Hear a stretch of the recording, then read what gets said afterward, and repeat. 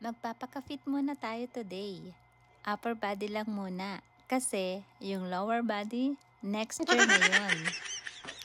1, 2, 3.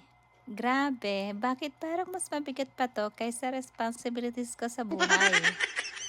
O ayan, push natin pataas. Ganyan. Parang standards ko sa sarili ko, mataas, pero minsan hindi naaabot. Eto pa, push pa daw. Push lang ng push kasi wala namang ibang magpupush sa sarili ko. Break agad kahit 30 seconds lang.